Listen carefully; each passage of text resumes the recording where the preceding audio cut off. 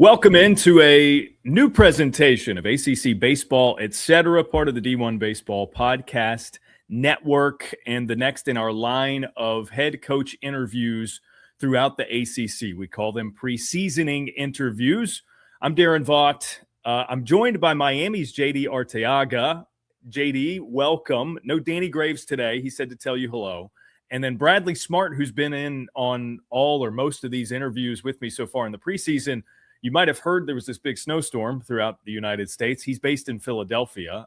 He's stuck somewhere. I don't know what the deal is, but he's going to be okay. He'll be with us the rest of the week, but no Bradley today either. So it's just me and you, man. All right. One-on-one, man. I like it. Well, let's start with kind of a look back to last year. I know it was very, very important for you and your coaching staff going into last year to kind of like reestablish a strong foundation, reestablish some footing for your baseball program there at Miami. To what degree do you think you guys accomplished that compared to like what you aimed to do and set out to do? Well, our aim never changes. I mean, here in Miami, our aim is always, Omaha, get to the College World Series. So obviously we fell short of that by one run, literally. So we came close to what we set out to do. We're definitely heading in the right direction. But, again, this day and age in college sports, man, with all the turnover and rosters and stuff, I think it's really difficult sometimes to build from one year to the next. Offensively, we got a lot of guys back. So there you see the carryover there. But it's a pitching staff that, we lost our entire bullpen. And we lost 2 out of our 4 starters. So you got a lot of new faces here. But we have enough, I feel, offensive veterans returning that were a big part of that chemistry last year and the character that we had out on the field, that you see enough of that carryover in the locker room and the clubhouse, but you just don't know until the season really starts and you start facing some adversity. So, but we're definitely heading in the right direction, though. Yeah, and I think it's a good starting point. You mentioned the pitchers that you have back. AJ and Tate is a great place to start, right? Like if you're just gonna desire to have a foundation going into a season, could you just kind of describe how important they were last year to your team as freshmen? And if you would, one by one, like what's their development been like? What are the expectations for them going into big sophomore years? Well, they both, I guess they ended up in the same place, but they started completely different situations, right? Where AJ was in the bullpen and he was throwing meaningful innings and high leverage innings from the start, really.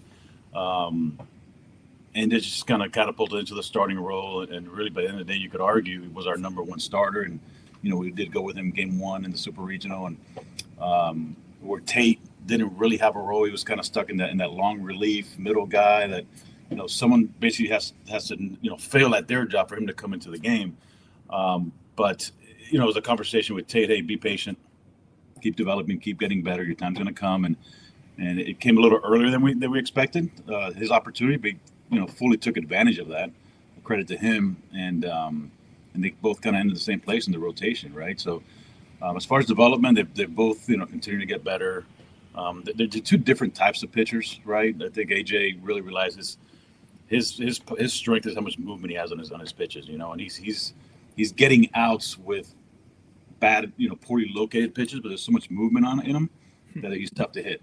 When he starts commanding it, it's scary to think what he could be when he starts commanding and really locating his fastball, slider, and changeup and all those things. So there's room for growth there.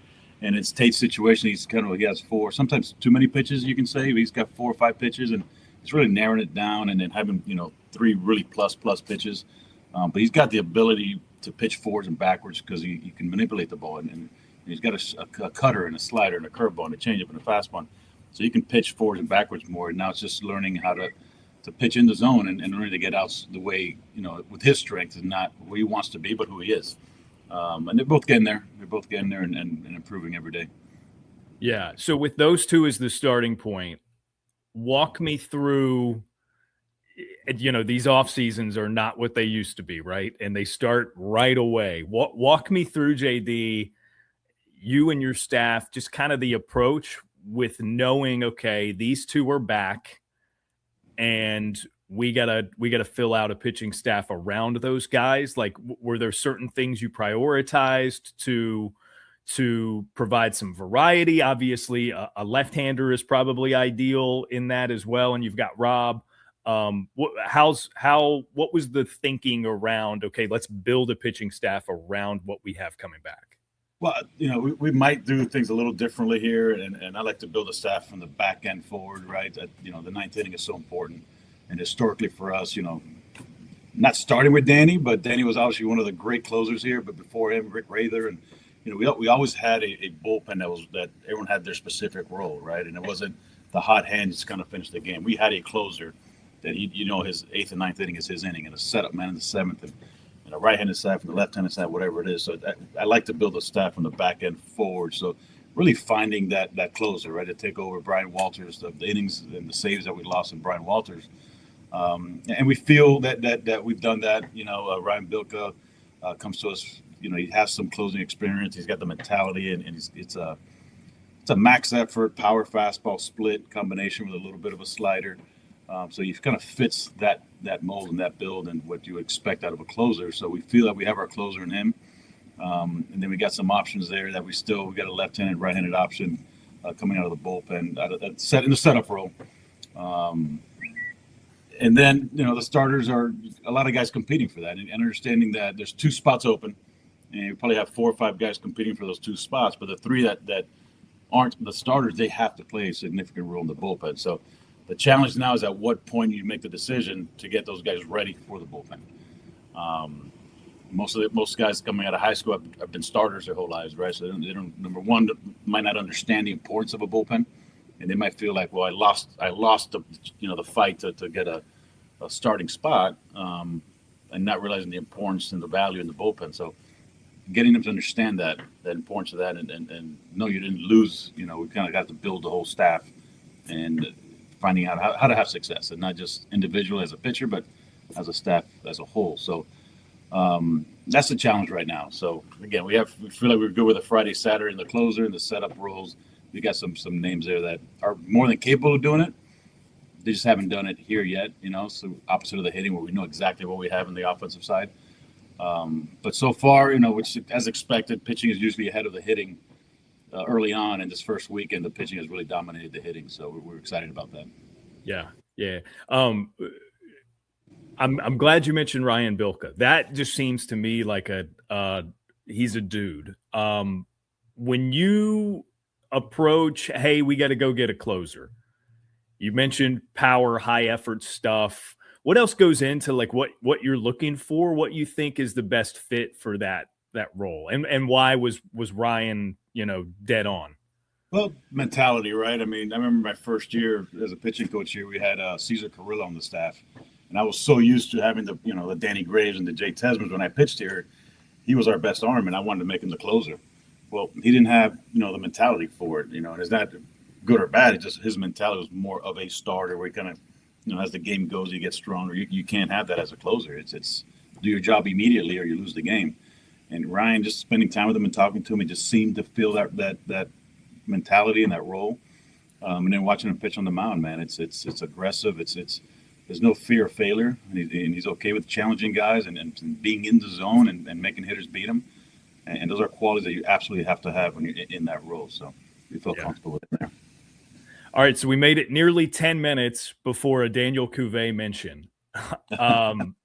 Look, we talked to you last year, and I'm trying to remember exactly the circumstances. I think I had you guys at North Carolina, and you jokingly were like, hey, he's down so far, using my air quotes, but like, look at his numbers. That's not a down season so far for anybody else. And then obviously it came to fruition. He ended up having the season that we all knew he would have: 372, 18 home runs, over 1,100 OPS. With it being presumably his final year in a Miami Hurricanes uniform, what is it that he brings this year that might be different than what he did years 1 and 2? Because I think exceptional play was a given and has been a given for all 3 years. Like, in what ways has he changed and maybe grown into being a little bit more of a veteran player? I mean, defensively, continues to improve every year. He gets better and better defensively. Number one, as a hitter, he really did not have great falls his freshman year or sophomore. He actually had an awful fall last year as a sophomore. He had a really, really good spring. And just the awareness of what pitchers are trying to do and not chasing bad pitches. And again, when we had this conversation in North Carolina, he was still, I think he never dropped below 330 batting average wise, but the power numbers were not there. And it was simply because every at bat was 0-2, 1-2. And it was his fault, right? He was getting himself into those counts by swinging at pitches that weren't unhittable. And he got himself into those counts.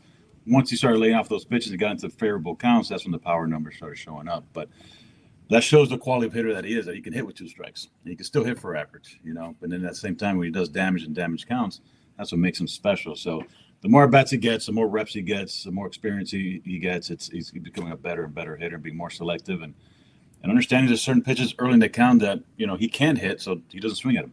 So he's not getting himself out. So, those are all things that's part of the hitting development.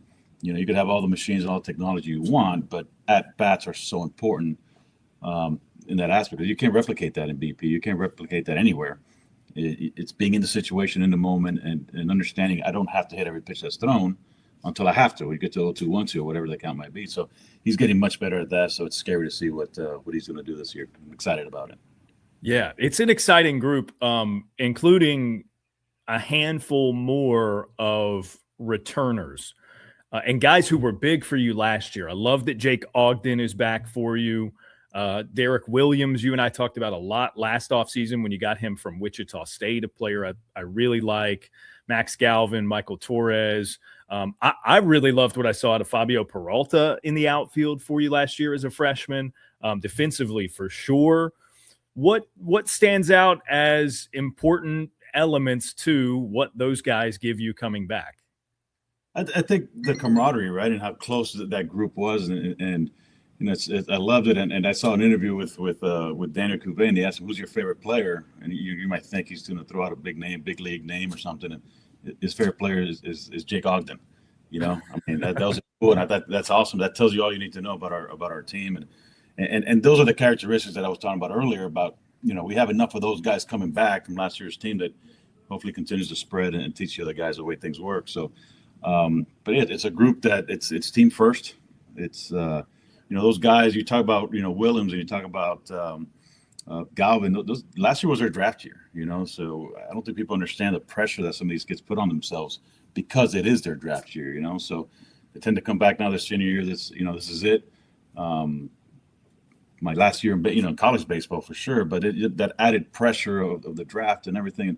You just come out and hopefully enjoy what is going to be their last year of college baseball, and the future is going to write itself, right? They have the season they can have, and we'll see what happens in the future. So I'm excited. Again, those two guys, and they had their points last season where they were pressing a little bit and trying to do too much. When they kind of relax, that's when they're the hitters that they are. So again, really excited about our offensive side of the ball here and what we're going to be doing. Yeah, for guys like Derek and Max, you get through that draft year, and I'm curious your experience with players like this, because you get through that year, and then JD, it's like there's a letdown at the end of it, but then there's like you kind of regenerate some hope and some energy once you realize, like, hey, nothing is over yet. There's still plenty of opportunity to pursue whatever pro aspirations you have.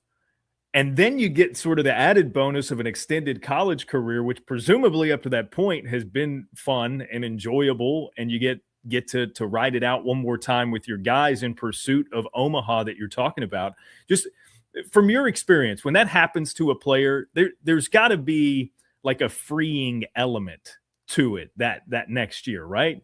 There is, and I think the when you have a group that, like, I was that guy, right? As a junior, my junior year, I was 12-1 All-American. I wasn't very physically talented, so I got drafted very late. Didn't sign. Came back for my senior year. Alex Cora was a guy that I came in with, and we were roommates for 3 years. To see him sign and go off his way, and a couple other guys, that's the tough part when you're the only one left behind from your core group, right? In my case, we had enough guys that stayed back, and the Ryan Grimmitts and stuff like that. it was still a good place to be, a good, fun place to be. You know, it's not just Williams, it's Ogden, it's Galvin. I mean, those guys, we all thought they were going to be gone. And to be honest, all three had a chance to sign as free agents if they really wanted to. But they generally enjoy being here. They enjoy each other. So you haven't seen any of that letdown of, like, I'm too good for this or I'm too old for that. You know, that's one thing you do see at times. But with this group, I haven't seen that at all. They're actually all excited, you know, to be back together, and being so close last year to getting to where we want to be. They're really looking forward to making that extra push and winning that one more game at the end. I love it, man. I love that for you. And it results in a really experienced, a mature, poised group, given where they were last year. And then you added some guys. Like, you added some guys. I want to start with Alex Sosa from NC State at catcher. This has become more and more common to see guys within a conference transfer. But for Alex, it's a homecoming for him. Right? What was the process of once he entered the portal, getting him to Miami? Was it a pretty easy pitch with that in mind? No, honestly, easy, because he was somebody that, you know, once his name popped in the portal, everybody wanted a piece of Sosa. Yeah. You know, wanted him on their roster. To be honest, we were not in the market for a catcher. I mean, we had two freshmen on our roster last year that were both, you know, pretty good. And they're going to be good players. So we really weren't in the market for a catcher, but once his name popped in, and like you say, he's a homegrown guy. He, you know, grew up here. He moved to Vieira when he was, I think, in 6th or 7th grade. But grew up a Cane fan, you know. And one of the first things he showed me when he came on campus was a picture. We have this thing called Baseball Buddies. And they got little league teams that go and do the national anthem out on the field with the team. And he showed me a picture of him out. He was a shortstop back then, out of shortstop with you know, I think it was Freddie Zamora, one of our guys, and he's always a Cane fan. So when that name like that pops in, then you have to kind of make an effort and go after him. So wasn't in our plans, but those plans change sometimes, but because of what's available. So we went after him, and as a lot of big top programs did, we're just fortunate enough to land him. Yeah, and as a result, it gives you, again, you had the two guys as freshmen who are good players and are going to be good players, but it kind of adds to that experience for your lineup. What kind of asset? He's the only guy on the roster with Omaha experience, right? He was there his freshman year with NC State. So just being in the locker room and talking about those experiences and what it's like, that just fuels the fire, and it makes you want to get there even more. So that's something that adds a lot of value. Yeah, that's exactly what I was going to ask about. But then secondarily, for a pitching staff, right, with not a lot of those same kind of bona fides, right? You got some guys who got thrown into the fire last year, and otherwise it's a lot of newness to the pitching staff. What can having a veteran, experienced catcher like that do just to get a group to gel in that regard? That means everything. Again, it's the mentality, right? I think one of the issues we had last year, especially early on, we had a lot of mid-major transfers last year, and I think it was Griffin Hughes said, you know, just talking to him, he said, you know, I understand I came from a mid-major and I'm in Miami now, but the mentality in the locker room is like we're still at a mid-major because that's what they're used to.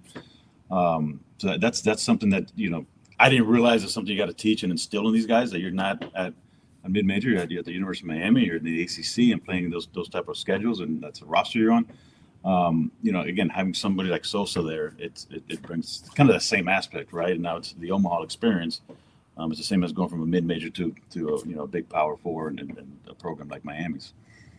Yeah. And then you got a grad transfer, Brylan West from FIU, and then Vance Shahan, I think is how that's pronounced, from USC Upstate.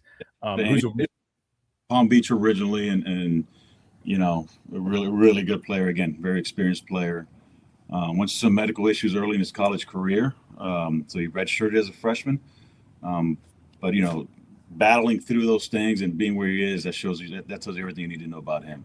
You know, and just a great team that comes in here and just loves to be at the park. You know, another gym rat that loves to be at the park and take ground balls, and you can't hit him enough ground balls and throw BP. So it's another great guy to have. Yeah.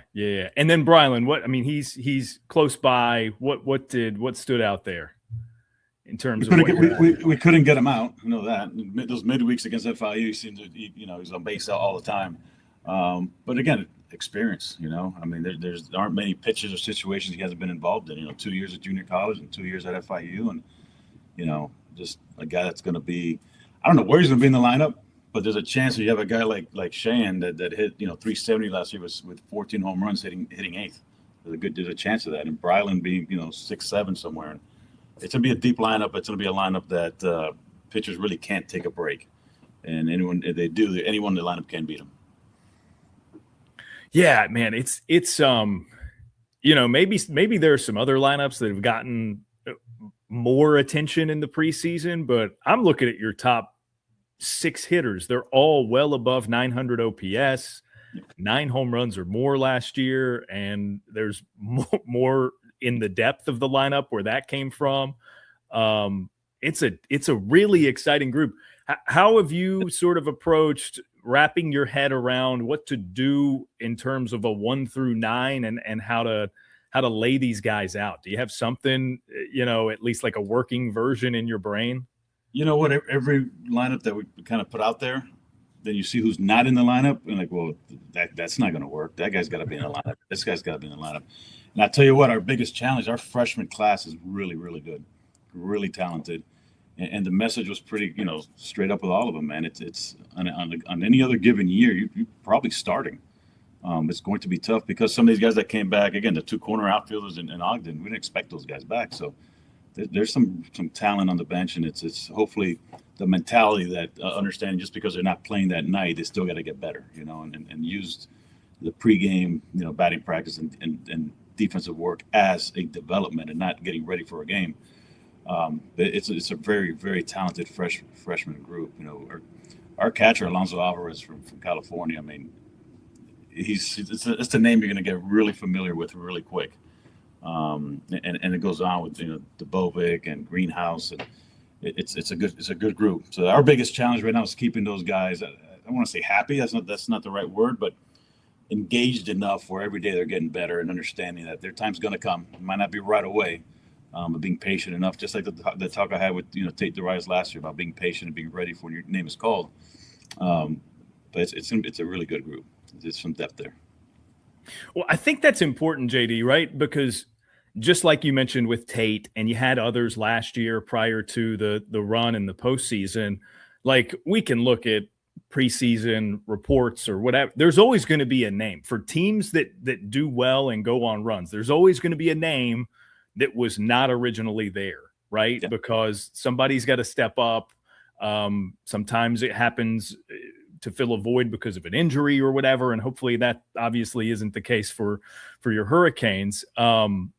So yeah, no, I think that's the depth is a huge additive for you guys, and approaching it. That's a good problem to have, right? Great problem to have. And I'll tell you another thing. Come late March, we're going to be a different team.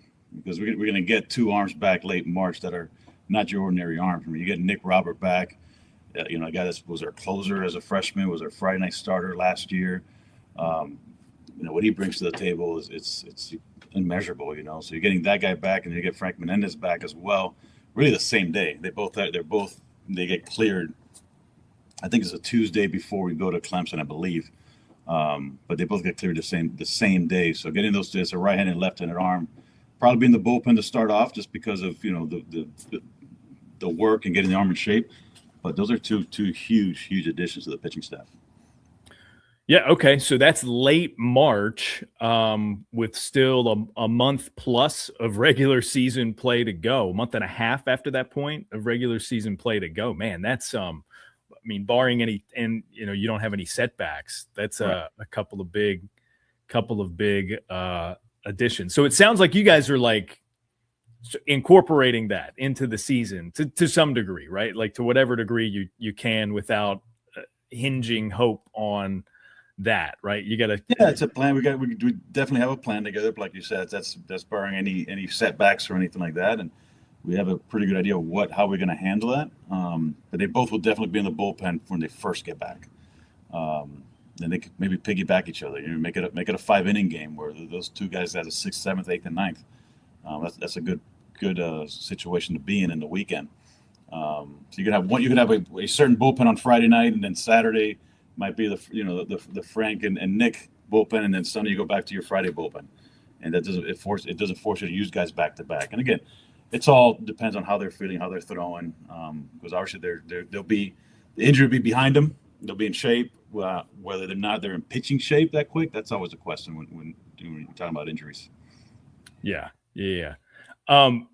We talked to Jared Saltalamacchia when you added him to your staff. That's obviously a change from last year to this year. I would imagine, again, the standard's the same. Everything else is kind of the same around the clubhouse this time of year. Yeah, that's not changing. And one of the things I loved about Jared was, he's a champion, right? He's got his World Series under his belt, and he played a position that was very important to that team and that roster, and very competitive, which I'm not surprised. Someone that plays baseball at the highest levels is very competitive, and he expects his catchers to be the same. And that is by far the most important position on the field, other than the pitcher. But it's great to have him on staff, and again, the experience that he brings along and understanding what it takes to win. It's not just talent, right? It's a lot more things that come into play when you talk about winning as a team. So a lot of experience that continues to just trickle down to the players, and hopefully they put it into good use. Yeah, that's just, I love the upgrade at the catcher spot and that story, because obviously having Salty there is added. It's an added bonus for you, right? Having Alex enter the portal and boom, he's a Miami kid. All of a sudden he's there. Like, coaches like yourself talk about how important it is to be strong up the middle. And that's the starting point, especially when you want to prioritize pitching the way that you guys do. That feels like a massive swing for you guys this season. Is that behind the plate? When you look at what the lineup might look like, when you're talking about having Sosa behind the plate or the freshman Alvarez, it's not. Sosa's not gonna. We're not gonna ask him to catch 70 games this year, right? Right. Yeah. In the past, we kind of had to, right? Because we didn't have a backup, but Alvarez is more than capable of catching back there, and there's not much of a drop off. Then you go up the middle, you got Ogden and Cheyenne. Not really sure who's going to play where yet. And then you got Torres or Peralta in center field. That's a pretty good, strong defense up the middle right there. So we're excited about that. Love it. Is there anybody we didn't mention that you think is going to factor in? We'd have to go through all 37 guys. I think they're all going to factor in. I think they all have the ability to factor in and be a difference maker. A big believer. If you don't have a role in the team, then you probably shouldn't be there. So everyone's going to have a role, and everyone's going to play some type of role, in us getting to where we want to be. So,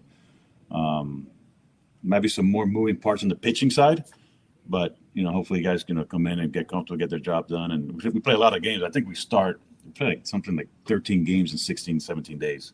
Yeah, a lot of them at home too for you guys, which is not unusual for this time of year because we're white travel, right? We've got the best weather. We've got 77 degrees outside right now, and we were talking earlier. I know how cold it is where you're at. Most of them are at home, but it's a lot of games. Regardless, it's a lot of games. So there's gonna be a lot of stress put on those arms. The young guys are gonna get opportunities, which I love, right? We need to know what we got. So we're gonna find out really quickly what we have. Yeah. For my money, JD, I think it's a pretty good team. We'll check back in about a month into the year and see what we both think about that. But it's a group I'm really, really excited to see. I know I've got you guys on my schedule, I think, when you come to Raleigh at least. So that'll be once that I get to see you in person at the very least. Looking forward to that. Looking forward to the season getting rolling, man. It's just about here. So best time of year, man. Right around the corner. That's it. All right, JD, appreciate the time as always, and we'll catch up soon. All right. Thanks, Aaron. See you soon.